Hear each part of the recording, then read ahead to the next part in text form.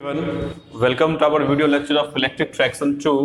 आज हम लोग देखेंगे protection against accidental contact with HT equipment. HT equipment का प्रोटेक्शन देखेंगे ड्यू टू कांटेक्ट। मतलब कांटेक्ट करने का मतलब है कि कोई भी हमारा जो एचटी इक्विपमेंट है, हाई टेंशन इक्विपमेंट है, हाई वोल्टेज का इक्विपमेंट है, हाई रेटिंग का इक्विपमेंट है, हाई रेटिंग के इक्विपमेंट को कांटेक्ट से प्रोटेक्शन के लिए हम लोग क्या करते हैं, right.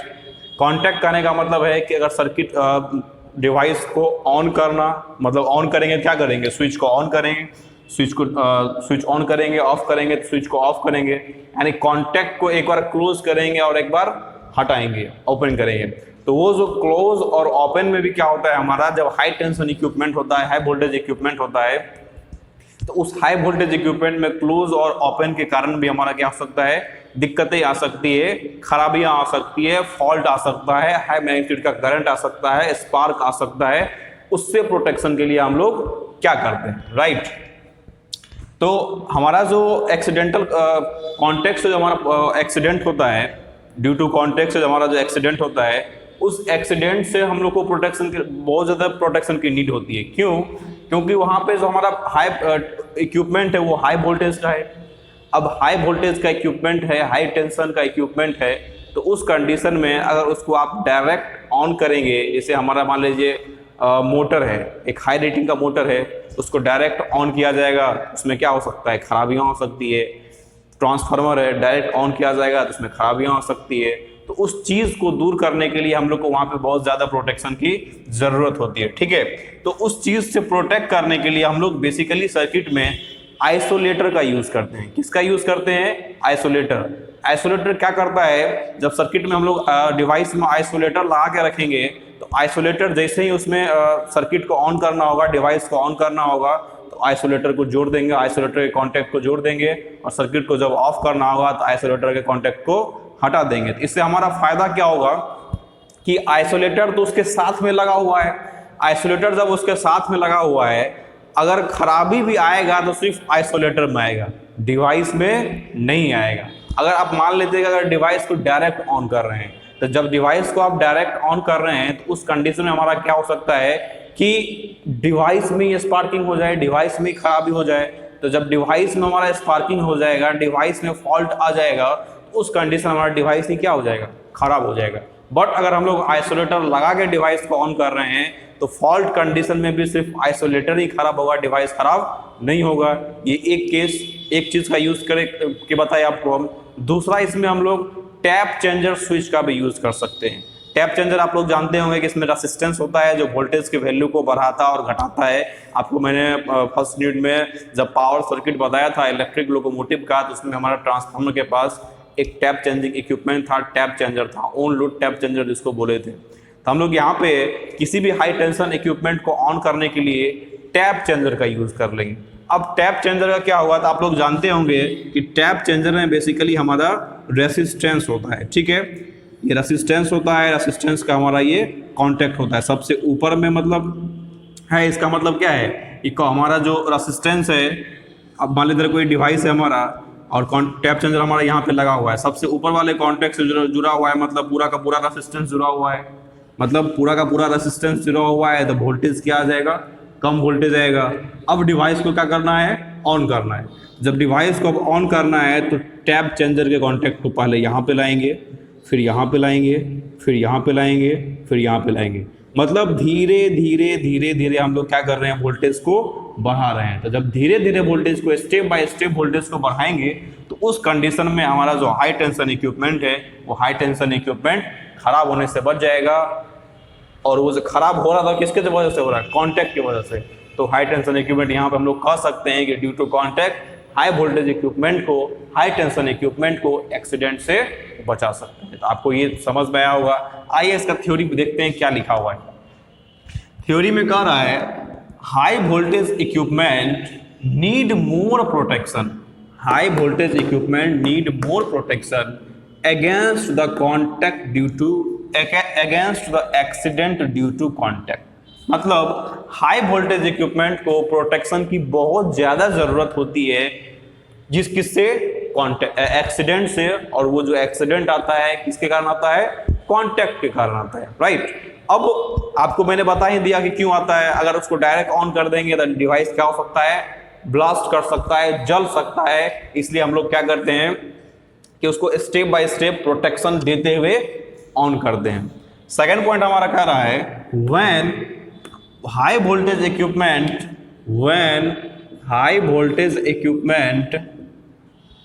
connected or disconnected, the effect on insulation of that equipment is mostly dominant।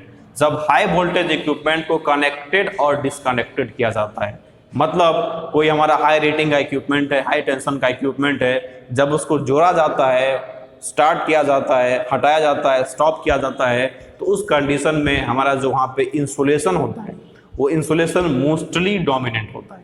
क्या कहने का मतलब है, अगर मान लीजिए आपका वहाँ पे कोई स्विच ही है तो स्विच में तो कंडक्टिंग पार्ट तो है ही, साथ ही साथ इंसुलेटिंग पार्ट भी है। कोई हमारा अदर उसमें कुछ कांटेक्ट करने के लिए, लगाने के लिए जुड़ा हुआ है, उस कंडीशन में हमारा उसमें कंडक्टिंग पार्ट तो है ही, साथ ही साथ इंसुलेटिंग पार्ट भी है। तो इंसुलेटिंग पार्ट भी बहुत मोस्टली डोमिनेट होता है, मतलब प्रमुख रूप से वहाँ पे वो काम करता है सर्किट को खराब करने के लिए। क्योंकि उसमें अगर मान लेते हैं अगर आग भी लग जाता है, फायर भी लग जाता है, तो हमारा उसमें जो इंसुलेटिंग पार्ट है वो भी क्या हो जाएगा, जल जाएगा। तो इसलिए कहा गया है कि जब हाई वोल्टेज इक्विपमेंट को कनेक्टेड और डिसकनेक्टेड किया जाता है तो उस कंडीशन में जो इंसुलेटिंग पार्ट होता है, इंसुलेशन पार्ट होता है, या फिर केबल का इंसुलेशन, वहाँ पे हम लोग बहुत सारा केबल भी यूज़ कर रहे हैं, वायर भी यूज़ कर रहे हैं, तो वायर का जो इंसुलेशन होता है वो मोस्टली डोमिनेट होता है। तो ये तो हो गया हाई टेंशन इक्विपमेंट से क्या क्या खराबी आ सकती है। अब इससे के प्रोटेक्शन के लिए क्या करेंगे, therefore we have to protect against the accidental contact which is mostly provided by connecting the isolator. जो हमारा मोस्टली आइसोलेटर के द्वारा प्रोवाइड होता है, which is mostly providing, we have to protect against accidental contact. Accidental contact से protect करने के लिए विच इज मोस्टली प्रोवाइडेड, हम लोग मोस्टली प्रोवाइड करते हैं किसके द्वारा, आइसोलेटर को कनेक्ट करके। कॉन्टैक्ट के द्वारा एक्सीडेंट से प्रोटेक्ट करने के लिए हम लोग मोस्टली आइसोलेटर स्विच का यूज करके कनेक्ट किया जाता है and use during the opening and closing contact of equipment. उस आइसोलेटर का यूज करके उस वहां पे डिवाइस को क्लोज करेंगे और ओपन करेंगे। नेक्स्ट हमारा पॉइंट क्या कर रहा है, in other way we can also provide protection by connecting the tap changer switch. Other way, दूसरे तरफ से हम लोग क्या कर सकते हैं कि हम लोग टैप चेंजर स्विच का भी यूज करके सर्किट को ऑन और डिवाइस को ऑन और ऑफ कर सकते हैं, which connect the whole voltage in order of gradually increase value. जो हमारा क्या करता है, धीरे धीरे रेसिस्टेंस के वैल्यू को घटा के हम लोग क्या करते हैं, वोल्टेज को वहां पे बढ़ा देते हैं। तो यहाँ पे आप लोग देख भी सकते हैं कि मैंने आपको एक एग्जांपल के रूप में दिखाया है कि हमारा टैप चेंजर इक्विपमेंट है। टैप चेंजर इक्विपमेंट अगर सबसे ऊपर वाले कॉन्टैक्ट में है, उस कंडीशन में क्या होगा, हमारा वोल्टेज कम आएगा, फिर रेसिस्टेंस कम होगा, वोल्टेज बढ़ेगा, फिर रेसिस्टेंस कम होगा, वोल्टेज बढ़ेगा, फिर रेसिस्टेंस कम होगा, वोल्टेज बढ़ेगा। तो इसी तरह से एक ऐसे पॉइंट पे हमारा आके वहाँ पे रुक जाएगा जहाँ पे हमारा क्या हो जाएगा, एक पूरा का पूरा वोल्टेज जितना हाई वोल्टेज इक्विपमेंट को चाहिए, हाई टेंशन इक्विपमेंट को चाहिए, वो उस डिवाइस को मिल जाएगा और डिवाइस हमारा ऑन हो जाएगा। तो आई थिंक आपको ये सारा समझ में आ गया होगा। तो आप यहाँ पे इस वीडियो को पॉज करके इसको लिख लीजिए पहले, तब हम लोग आगे देखते हैं। Monitoring of ventilation system by की लोकोमोटिव इक्विपमेंट, मतलब जो हमारा की लोकोमोटिव इक्विपमेंट है उसके वेंटिलेशन के मॉनिटरिंग के लिए हम लोग क्या करते हैं, वेंटिलेशन का मॉनिटरिंग कैसे करते हैं। सबसे पहले इसमें आपको की इक्विपमेंट, की लोकोमोटिव इक्विपमेंट समझना पड़ेगा। की लोकोमोटिव इक्विपमेंट बोलते किसको है, ठीक है। तो लोकोमोटिव में बहुत तरह का, बहुत हाई रेटिंग का हम लोग डिवाइसेस यूज करते हैं, जैसे हमारा मोटर हो गया, ट्रांसफार्मर हो गया, टैप चेंजर हो गया, रेक्टिफायर हो गया। तो सारा एक पावर डिवाइसेस है, राइट। अब सारा जब पावर डिवाइसेस है तो सारा जब वर्किंग कंडीशन में होगा, उस कंडीशन में उसमें हीट भी डेवलप होगा, और जब हीट डेवलप होगा, अगर उस हीट को यूं ही छोड़ दिया जाए, उस कंडीशन में क्या हो सकता है, डिवाइस हमारा खराब हो सकता है। तो जब उस कंडीशन में डिवाइस खराब हो सकता है तो उसके लिए हम लोग क्या करते हैं, सारे डिवाइसेस में वेंटिलेशन प्रोवाइड करते हैं। अब ये वेंटिलेशन क्या कर रहा है, वेंटिलेशन प्रोवाइड करने का मतलब है, अगर हम एग्जांपल में मोटर ही ले, जो हमारा लोकोमोटिव में मोटर लगा हुआ है, वो मोटर को एग्जांपल के रूप में ले, तो मोटर हमारा कंटिन्यूअसली चल रहा है। जब कंटिन्यूअसली मोटर चल रहा है तो धीरे धीरे वो गर्म होगा, तो गर्म होने के बाद वो खराब हो सकता है। तो हम लोग क्या किए हैं, उसमें वेंटिलेशन प्रोवाइड किए हैं। बेसिकली जो हमारा वो मोटर होता है वो इनक्लोज टाइप का होता है, मतलब उस पर कवर होता है, ठीक है। अब जब उस पर कवर होता है तो क्या करते हैं हम लोग, उसके वेंटिलेशन के लिए उसके फ्रेम पे, कवर पे एक बहुत सारा होल बना दिया जाता है। होल बनाने से होगा क्या कि जो बाहरी एयर है वो एयर उसके अंदर जाए और एयर अंदर जाके वो सर्कुलेट करेगा, और जब अंदर एयर जाके सर्कुलेट करेगा तो उस कंडीशन वहाँ पे क्या होगा, हमारा उसका जो वेंटिलेशन सिस्टम है वो अच्छा रहेगा, मतलब जो मशीन है वो ठंडा रहेगा। अब ये वहाँ पे आप लोग कभी कभी देखे भी होंगे किसी किसी मशीन में कि उसके अंदर में भी फैन लगा हुआ होता है। तो यहाँ पे भी जो हमारा मोटर होता है, मोटर के अंदर में ही हम लोग, अंदर में भी क्या करते हैं हम लोग, एक फैन लगा के रखते हैं। वो फैन क्या कर रहा है, बेसिकली उस फैन का काम अंदर के टेम्परेचर को ठंडा करना होता है। मतलब मोटर चलेगी, मोटर के साथ में ही वो फैन भी चलेगी। वो फैन के चलने से हमारा क्या होगा, उसमें टेम्परेचर डेवलप होगा, मोटर से ठंडा हवा जाएगा, उसमें एयर सर्कुलेट करेगा, और एयर सर्कुलेट करके उस टेम्परेचर को वो क्या करते रहेगा, धीरे धीरे धीरे धीरे कम करते रहेगा। इससे फायदा क्या होगा हमारा कि मोटर जो जलने से बच जाएगा। अब जो यहाँ पे हम लोग वेंटिलेशन करते हैं, वेंटिलेशन बेसिकली कूलिंग पर्पस के लिए किया जाता है। किसके लिए किया जाता है, कूलिंग पर्पस के लिए, मतलब डिवाइसेस को ठंडा करने के लिए। अभी तो आपको मैंने सिर्फ मोटर का एग्जांपल दिया, ट्रांसफार्मर में भी डिवाइस, ट्रांसफार्मर को भी ठंडा करने के लिए हम लोग वेंटिलेशन का यूज करते हैं। रेक्टिफायर भी कंटिन्यूअसली वर्क करता है तो रेक्टिफायर के वेंटिलेशन के लिए भी यूज करते हैं। हमारा जो टैप चेंजर इक्विपमेंट है, टैप चेंजिंग इक्विपमेंट है, उसमें वो भी हमारा कंटिन्यूअसली वर्क करता है, तो उस वहाँ भी हम लोग वेंटिलेशन सिस्टम प्रोवाइड करते हैं। तो बेसिकली वेंटिलेशन जो है वो कूलिंग सिस्टम के लिए प्रोवाइड किया जाता है। तो आप लोग को याद रखना है कि की लोकोमोटिव मतलब जो भी हाई रेटिंग का इक्विपमेंट है, लोकोमोटिव में जो भी हाई रेटिंग का इक्विपमेंट है उस इक्विपमेंट को क्या बोलते हैं, की लोकोमोटिव इक्विपमेंट, ठीक है। अब उस की लोकोमोटिव इक्विपमेंट के कूलिंग पर्पस के लिए क्या प्रोवाइड किया जाता है, वेंटिलेशन। अब वो जो वेंटिलेशन है वो इसमें दो तरह से प्रोवाइड किया जाता है। कितने तरह से, दो तरह से। फर्स्ट हमारा जो है उस फर्स्ट वेंटिलेशन को बोलते हैं सेल्फ वेंटिलेशन। क्या बोलते हैं, सेल्फ वेंटिलेशन। सेल्फ वेंटिलेशन में क्या करते हैं हम लोग, जो भी डिवाइसेस है उसके ऊपर के फ्रेम पे होल बना दिए। ऊपर के फ्रेम पे क्या किए, बहुत सारा होल बना दिए, जिससे क्या होगा, बाहरी एयर भी अंदर जाके सर्कुलेट करके वहां के टेम्परेचर को ठंडा करेगा। और साथ ही साथ उस सेल्फ वेंटिलेशन में जो भी डिवाइस का सेल्फ वेंटिलेशन करना है हम लोग को, वहां पे क्या किए हैं कि उसके अंदर में एक फैन लगा हुआ है। उसके अंदर में क्या है, हमारा पहले से हमारा मोटर ही है, तो मोटर के शाफ्ट के पास एक फैन लगा हुआ है। वो फैन ठंडा हवा निकालेगा और ठंडा हवा निकाल के वहां के टेम्परेचर को ठंडा करते रहेगा, राइट। सेकंड को बोलते हैं हम लोग फोर्स्ड वेंटिलेशन। क्या बोलते हैं, फोर्स्ड वेंटिलेशन। ये कब प्रोवाइड किया जाता है कि अगर हमारा कोई डिवाइसेस चल रहा है, कोई डिवाइसेस कंटिन्यूअसली वर्क कर रहा है, उसके अंदर सेल्फ वेंटिलेशन भी प्रोवाइडेड है, बट सेल्फ वेंटिलेशन अगर सुटेबल नहीं हो पाता है, वो हमारा सक्षम नहीं हो पाता है कि उसको पूरी तरह से ठंडा कर दे, तो उस कंडीशन में क्या किया जाता है कि बाहर से हम लोग क्या करते हैं, और फैन उसको प्रोवाइड करते हैं। बाहर से क्या करते हैं, एक और फैन, एक्सटर्नल फैन प्रोवाइड करते हैं। वो एक्सटर्नल फैन भी क्या करेगा, उसके अपना हवा देगा उसको और वो ठंडा करेगा। इसीलिए हम लोग क्या करते हैं कि जो उसका फ्रेम है उस पर छिद्र बना कर रखते हैं, होल बना कर रखते हैं, उस होल से हवा जाएगा, उसको ठंडा करेगा। मतलब बाहर से अगर कोई एक्सटर्नल फैन लगा के हम लोग वेंटिलेशन दे रहे हैं तो उस वेंटिलेशन को हम लोग बोलेंगे फोर्स्ड वेंटिलेशन। और अंदर में जो फैन लगा हुआ है, अंदर में मोटर शाफ्ट के पास जो फैन लगा हुआ है, उससे हमारा मोटर चलेगा, फैन स्टार्ट हो जाएगा। आप लोग देखे भी होंगे कि जो जनरेटर आता है, जनरेटर के साथ में एक फैन लगा हुआ होता है। आप लोग कभी गौर किए होंगे तो शादी में जो हमारा जनरेटर आता है तो आप लोग देखिएगा उसमें बाहर से एक फैन होता है। उस फैन का काम बेसिकली हवा निकालना है, ठंडा हवा निकालता है वो, और वहाँ उस जनरेटर को वो ठंडा करते रहता है। अगर वो ठंडा नहीं करते रहे तो हमारा जनरेटर वहाँ पे क्या होगा, धीरे धीरे गर्म हो जाएगा। बहुत गर्म होने के बाद हमारा वो जनरेटर खराब भी हो सकता है। इसलिए हम लोग क्या करते हैं, वहाँ पे वो फैन लगा के उसको प्रोवाइड करते हैं, ठंडा हवा प्रोवाइड करते हैं और उसको ठीक रखते हैं। उसी तरह हमारा ये भी है, लोकोमोटिव में भी कंटिन्यूअसली मोटर चलता है, तो उस कंटिन्यूअसली जब मोटर चल रहा है उसके टेम्परेचर को कम करने के लिए सेल्फ वेंटिलेशन, अगर वो कैपेबल नहीं हो पा रहा है ठंडा करने में, बहुत ज्यादा गर्म हो गया है तो फोर्स वेंटिलेशन, राइट। अब मॉनिटरिंग के लिए हम लोग बेसिकली मॉनिटरिंग के लिए वहां पे क्या होता है कि प्रॉपर मॉनिटर को प्रोवाइड किया जाता है। वेंटिलेशन सिस्टम के मॉनिटरिंग के लिए प्रॉपर मॉनिटर प्रोवाइड किया जाता है जो हमेशा उस वेंट को, उस होल को देखते रहेगा कहीं वहां पे डस्ट तो एक्यूमुलेट नहीं हो गया है। अगर डस्ट एक्यूमुलेट हो जाता तो हमारा क्या होगा, टेम्परेचर बाहर नहीं निकल पाएगा, ठंडा हवा अंदर नहीं जा पाएगा।